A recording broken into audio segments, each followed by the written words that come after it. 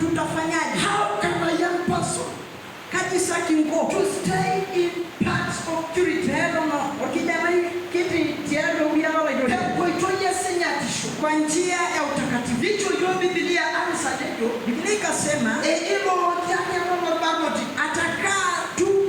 Watu wani usilika yu. Ili uwe mtu wa mtumaini. Watu wani usiliki. Ili awe mtu wa tumaini. Mengele inanimisho. Ili awe mtoto ambaye anasikia. Mengele inaibaro yu. Akuwe mtoto ambaye anasikia. Ndio Biblia. Biblia ikasema na akikaa kusikia neno la Mungu. Praise the living God. Amen. It is only the word of God that can change. Ninyako beleke. Neno la Mungu ndiyo inalete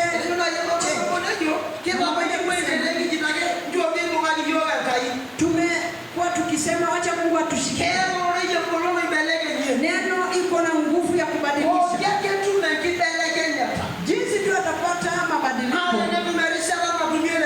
Ili akipata nafasi ya kunena hili neno. Haleluya.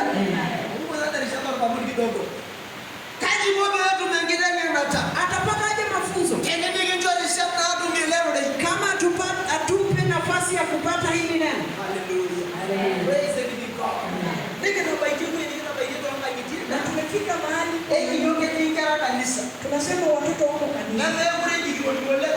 kanisa. Na tuongeleshi sana maana wako kanisa.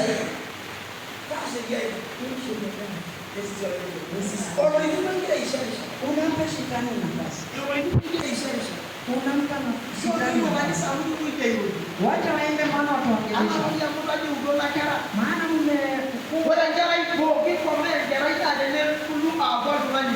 atakuwa akikomaa akipata unakuta mkubwa.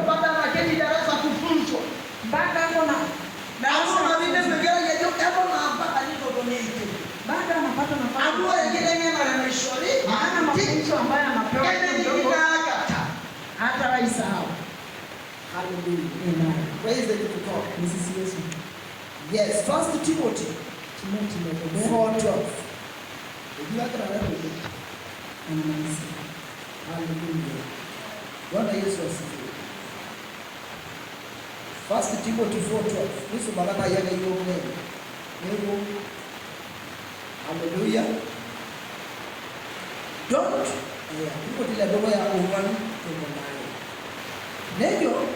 Don't let anyone look down on you because you are young, but set an example like that.